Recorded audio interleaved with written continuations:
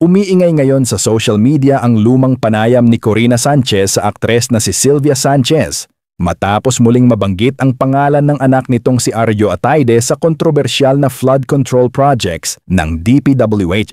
Si Arjo, kasalukuyang kinatawan ng Quezon City 1st District, ay isa sa mga politikong pinangalanan ni Curly Discaya na umano'y sangkot sa mga anomalous flood control projects na nagkakahalaga ng milyon-milyon hanggang bilyon.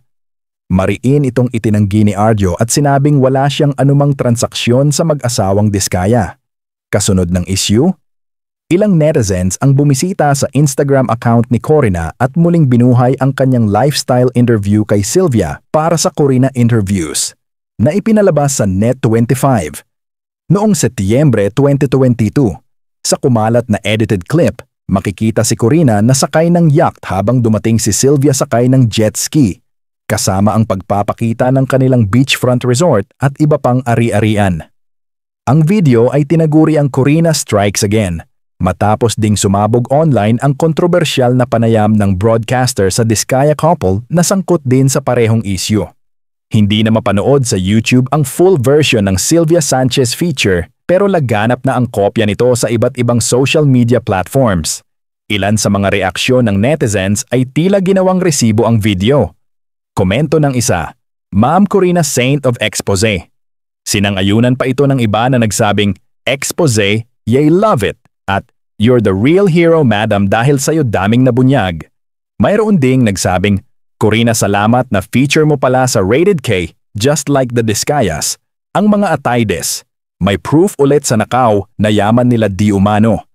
Gayunpaman, iginiit ni Corina na lifestyle feature ang anggulo ng kanyang panayam at hindi ito maaaring ituring na expose. Tugon niya sa komento ng mga netizens, kailangan naman ng katibayan muna bago tayo maniwala.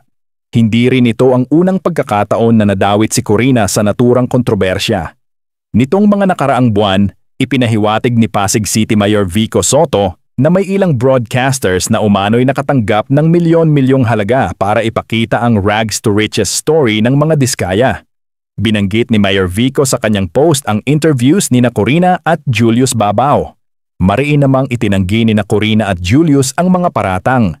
Kasabay nito, lalo pang lumakas ang hinala ng ilang netizens nang kumalat din ang video clip ng hiwalay na panayam ni Karen Davila kay Sylvia nitong Marso ngayong taon, kung saan ipinakita ng aktres ang kanyang ipinapatayong 6 na silid na Mediterranean-style house. Para sa iba, nagmumukhang serye ng lifestyle interviews na nagiging unintended exposes sa oras na lumitaw ang mga issue laban sa mga personalidad.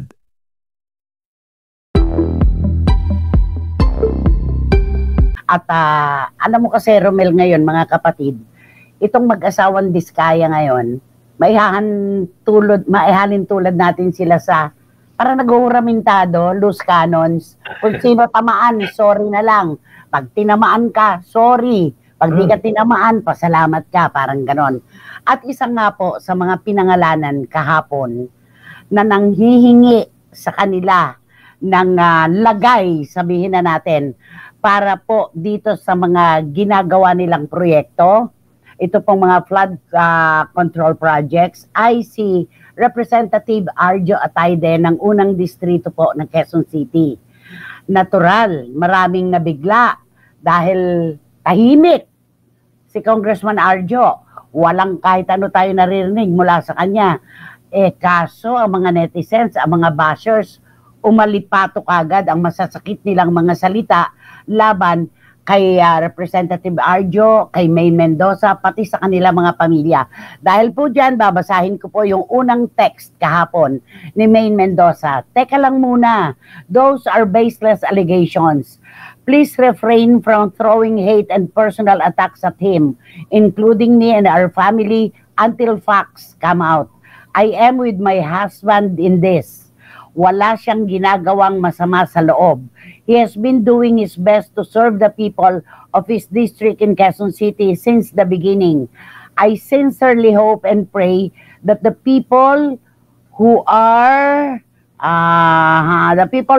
truly all caps po yan, responsible will be held accountable and that innocent individuals be spared from this mess. Napaka-unfair, sabi niya.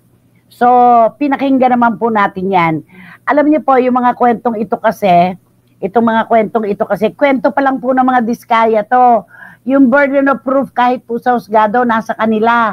Silang magpapatunay dito kung totoo ba na yung mga binasa nilang pangalan kahapon ay sangkot talaga dito sa kanilang mga proyekto. Hindi po natin alam kung sino-sino talaga ang binigyan nila at ang mga inimbentong pangalan. Romel, ikaw? Nakakalungkot lang na kasi, di ba, yung mga taong alam natin, pagkakakilala natin na gumagawa ng tama, pero nabanggit dito sa mga ganito. 'Di ba? Noong una pa man, 'di ba, hinahalukay na nila kung mga katulad niyan, nabanggit ang pangalan, hinalukay na naman nila lahat ng mga kung ano-anong meron sa taong ito, kay Congressman Arjo, yung mga na malalapit sa kanya, kung ano-ano hinahalukay, ipinapakita sa tao na hindi naman ang pinupunto lang naman dito kung kasali ba siya. 'Di ba? Yun lang naman sa ganitong katiwalian. Pero nakakalungkot pa ang iniisip natin ngayon, nasira na agad-agad ang pangalan na hindi pa man din napapatunayan. Iyon naman ang punto ngayon ni Maine. Kaya nakakaloka lang. Oo. Pero meron namang mga kababayan natin nang sinasabi kay Maine, magkaiba ang throwing hate at asking for accountability. Yun naman ang hinihingi, accountability. Yun naman ang sinasabi. At ngayon nga, nahahalukay pati yung trips nila abroad na ang dalas-dalas. Pati yung regalo ni Congressman kay Maine nung ikasal sila, yung Hermes Mini Kelly handbag. Lahat yan kinakalkal ngayon. At saka yung Arjo cute, yung mga ganon-ganon, di ba? Na ngayon yon. Teka muna, magbasa muna tayo ng ating mga komento dito kasi baka maubusan tayo ng oras. Sabi ni Juris Dr. Channel, natural lang na papanigan ni Maine si Arjo dahil asawa niya yan. Pero halos buwan-buwan din kasi ang biyahe nila, kaya napapansin at nahahalukay tuloy. Kung ako si Maine, mas mabuti ng manahimik muna para wala siyang maiiwang pautang na salita sa publiko. Yan ang kay Juris Dr. Channel. Okay? At tapos meron naman dito, kay Gaison Magdadaro, kaya pala kaunting ulan baha sa Quezon City, 4 na congressman out of 6 districts ang pinangalanan. God save the Philippines. Alam mo anak, uulitin ko, kwento pa lang yan ng mga diskaya. Hindi pa natin alam kung sino-sino talaga ang may accountability, kung sino ang dapat managot. Yan yon. Tapos yung ipinapasok na Witness Protection Program para dito sa mga diskaya, kapag napatunayan kasi na sila yung less guilty, bibigyan sila talaga ng pagkakataon na maging state witness. Parang napakasakit naman po na bibigyan ka agad ng witness protection program at gagawing witness, yung accountability sa kanilang panig. Sila din naman dito ang pinagsimula ng lahat ng ito. Ito mga tinuturo nila, sa kanila din naman nag-ugat ito.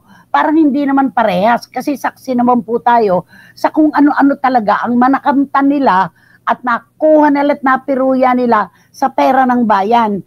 Di ba parang hindi naman yata tama yan.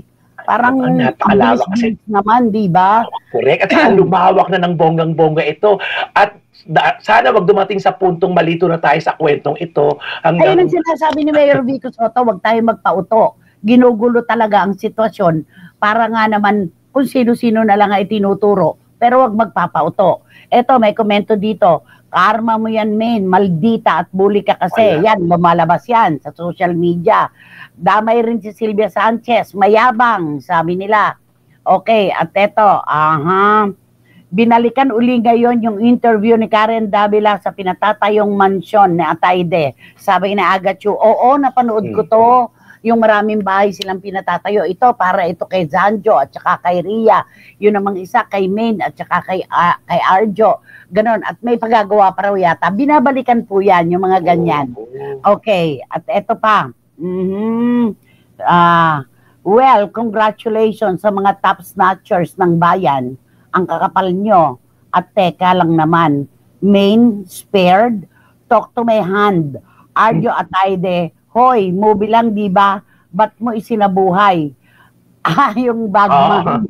Yung bagman. Nabasa ko din yan. Thank you.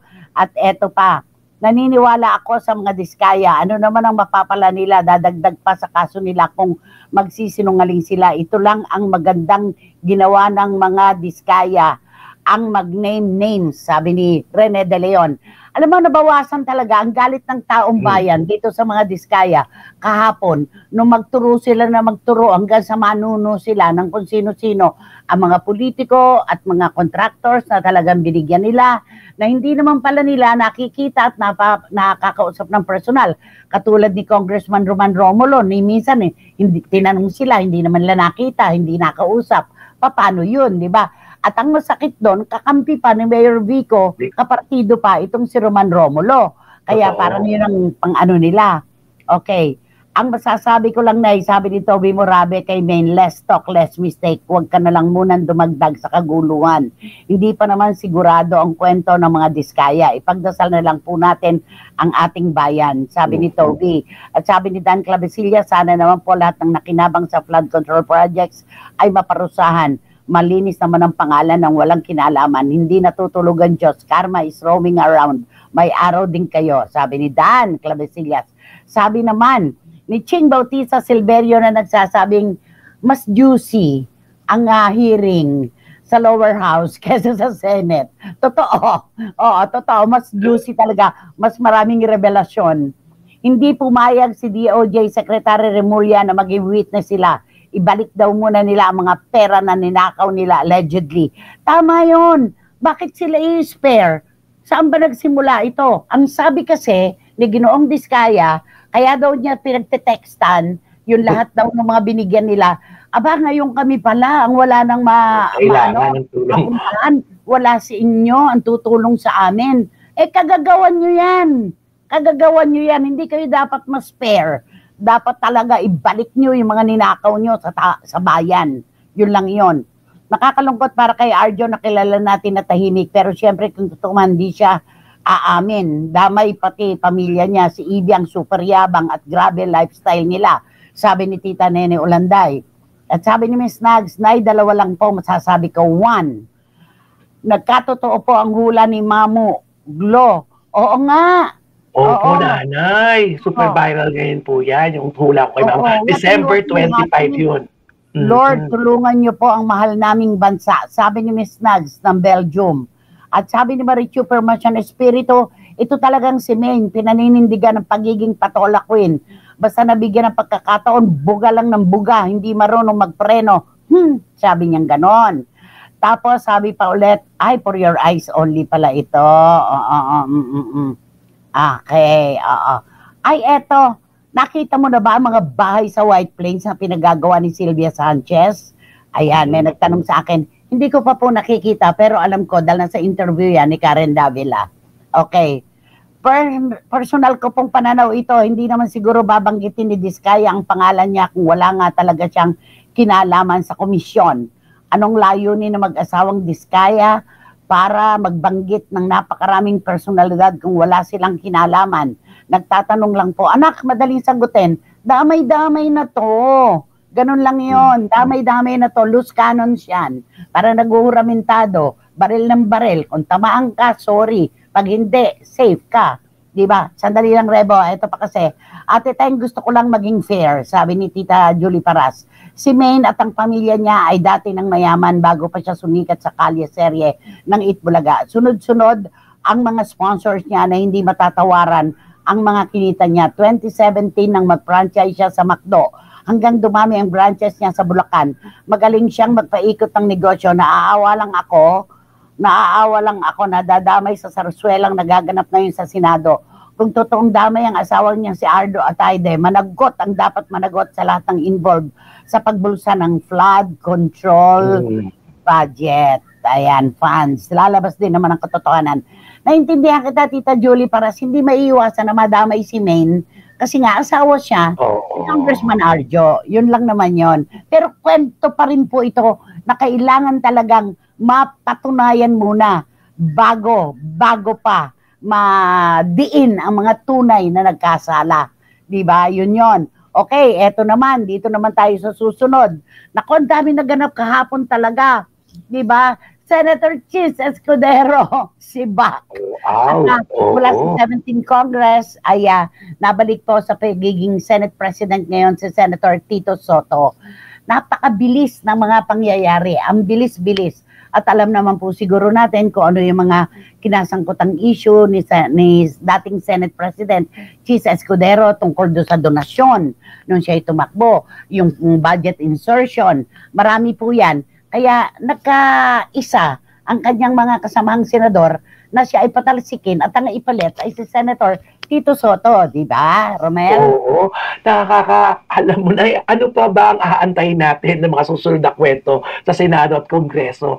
Ano ang mangyayari? Baka dumating sa punto nito, magkahiwalay na ang Senado at Kongreso. Alam mo yun, magkakahiwalay. kasi na, di ba, kanya-kanyang sila, kanya-kanyang kwentuhan na ito dahil kanya-kanyang investigasyon nila yun. Oh yes, kanya-kanyang investigasyon. Hindi po pwedeng sila ang magkasira. Bycam yan. Hindi po pwede. At eto nga, ako na lang. Eto na lang. Yung tungkol naman kay Senator Tito Soto, totoo naman yung sinabi niya na dapat talaga tayo, ang Senate President ay ang may liderato, walang itinatago dahil taong bayan ang kanyang kausap dito. Wala dapat talagang itinatago. Cards on the table. Yun, tama. Okay.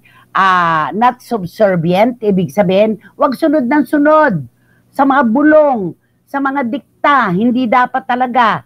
Dapat talaga ay independent, balanced, and just. Yan yon. Kaya siya ay yung dating minorya, ngayon mayorya na. Andun na. Tapos eto, ang sabi naman niya, ang nakakalungkot kahapon congressman ang pinangalanan, ngayon naman senador. Sana nagkaroon na lang ng bycam para sa bayan ang isinawalat doon at matira ang matibay. Yung ngayon naman, yung ikinuha ni Bryce Hernandez, ang tumatanggap daw ng 30% sa kanilang mga proyekto, si Senador Jingo Estrada at saka si Senador Joel Villanueva. Nakakalungkot, Romel. Nabasa mo ba yung text na magkita na lang po tayo sa JIL? Sus Mariosep, sa JIL pa pala sila nagkikita-kita. Okay. Buti na lang, Senate President na si Senator Tito Soto. Sabi ni Ching Bautista Silverio, we're not talking about Main's assets and money here. It's her husband and her father-in-law. Ayan, sabi ni Rene De Leon, tama. Hindi naman si Main ang dito Hindi naman si Main o si Sylvia Sanchez, kundi si Congressman Arjo at ang tatay niya, si Tito Art, na ayon sa mga diskaya, nangungulit ng kanilang lagay. Laging nangungulit, nagpapaalala. Yan. Sylvia Sanchez, ipakita mo na ngayon ang yabang mo. Karma is like a boomerang, di ba? Ayan, ako, dami na tong mga nag-ano dito. Nako, mamaya ko nababasahin yung iba. Ang dami-dami kasi. Ayan, eto lang ang masasabi ko. Naalala mo yung kwento ng mga reporters? Yung binline the item natin one time? Na si Sylvia Sanchez, kapag siya ay nilalambing ng mga reporters, pag birthday, okay, nangangailangan, ipinaparada niya yung text. Ayan, nagpapa-Gcash, di ba, Romel?